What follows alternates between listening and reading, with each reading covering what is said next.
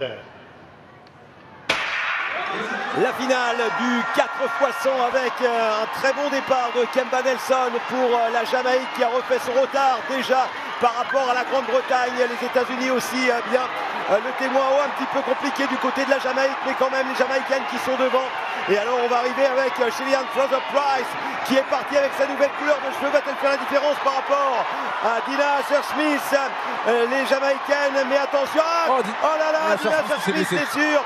Et derrière ce sont les Américaines qui sont en tête, les championnes olympiques qui s'envolent vers le titre. Twanisha Terry dans une ambiance de folie alors que Shericka Jackson en termine. Shericka Jackson non. États-Unis, Jamaïque et Allemagne pour la 3e place. Les Américaines restent les patronnes chez elles. Oui, c'était loin d'être gagné, hein, puisque on le disait sur les podiums du sprint, du 100 mètres et du 200 mètres, triplé jamaïcaine, des Jamaïcaines sur 100 mètres. Doublé des Jamaïcaines ensuite sur le 200 mètres avec Dina Asher-Smith qu'on a vu se blesser malheureusement qui prenait la 3e place. Donc les Jamaïcaines étaient favorites et là les Américaines ont répondu présent. Ouais, elle qui s'était trouée sur 100 mètres et 200 mètres, pas de médaille. Et bien là, elle remporte le titre par équipe devant les Jamaïcaines, championne du monde et championne olympique en titre, alors que Dina Asher-Smith, malheureusement, je pense, a été blessée, déséquilibrée. Elle n'a pas l'air de trop souffrir, mais c'est une ambiance de folie. Un peu comme si l'université d'Oregon, ici à Eugene, avait remporté la compétition, les championnats NCAA en football américain. Oui, très grosse ambiance, c'était attendu. La revanche pour le sprint féminin. Ouais, et la somme des talents individuels n'explique pas ou n'offre pas systématiquement la victoire. Pour preuve, individuellement, elles avaient été dominées, ces Américaines, par les Jamaïcaines. Mais voilà, à l'arrivée, ce sont elles qui s'imposent alors qu'elles n'avaient pas eu de médaille en individuel sur le 100 et le 200. Oui, Kemba Nelson, la Jamaïcaine, la jeune Jamaïcaine qui est de l'Université d'Oregon, hein, qui a le record. Donc je pense qu'elle avait à cœur de bien lancer ce relais, ce qu'elle a fait. Mais ça n'a pas suffi, sans doute un peu d'approximation dans les transmissions.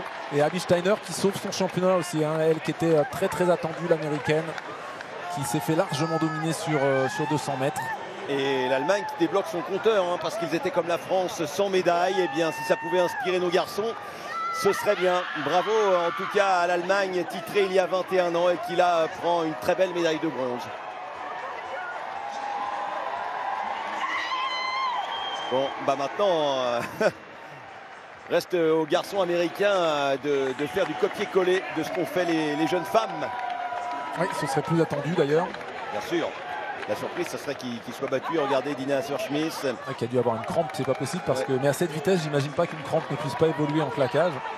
Mais visiblement, elle n'a pas l'air plus inquiète que ça. Ou alors est-ce qu'elle a trébuché? Je ne comprends pas bien ce qui s'est passé. Jefferson qui sourit enfin, Prandini et puis Steiner que l'on attendait, la deuxième meilleure performeuse mondiale de l'année sur 200 mètres et qui apparaissait fatiguée. Regardez ce passage de témoin à l'américaine par le haut alors que côté français. C'était limite, on passe par en dessous. Ouais, deux pour écoles. Éviter de figer le bras, courir moins longtemps avec ce bras tendu pour celle qui donne. Et là, c'était compliqué, voilà. On l'avait vu hein, avec le passage Nelson, Thompson-Hera. Et puis c'est à cet endroit, regardez en sortie de virage, pas ici, hein, c'est à la sortie de ce virage. Dina Asher-Smith qui pour l'instant prend un bon relais. Prandini qui fait le beau travail, couloir 3. Et c'est là à gauche. Ah oui, elle a du mal à partir, il y a eu quelque chose. Et ça revient, Shericka Jackson, elle a dû être très rapide sur la fin. Très rapide lancé, mais voilà, il a manqué 7 centièmes. Et puis l'Allemagne qui prend la 3e place devant le Nigeria. Ouais, loin derrière, oui. Non, on a cru qu'elle s'était blessée, mais non, c'est dans la transmission, je sais pas. Il y a eu une hésitation, mais elle s'est arrêtée tellement brutalement, Dina Asher-Smith, qu'on a cru qu'elle s'était blessée. Ouais, 4 centièmes, hein, parce que bien évidemment, c'est toujours la deuxième vague. Il y a les premiers chronos qui apparaissent en bas à gauche qui sont faux. Et puis les chronos officiels, 4 centièmes d'écart. 41 secondes 14 hein, quand même pour les États-Unis d'Amérique, un excellent chrono. à 32 centièmes de leur record du monde établi en 2012 lors des Jeux de Londres. D'ailleurs, les deux records du monde ont été établis il y a 10 ans à Londres, aussi bien par les Américaines que par les garçons jamaïcains, avec Usain Bolt entre autres.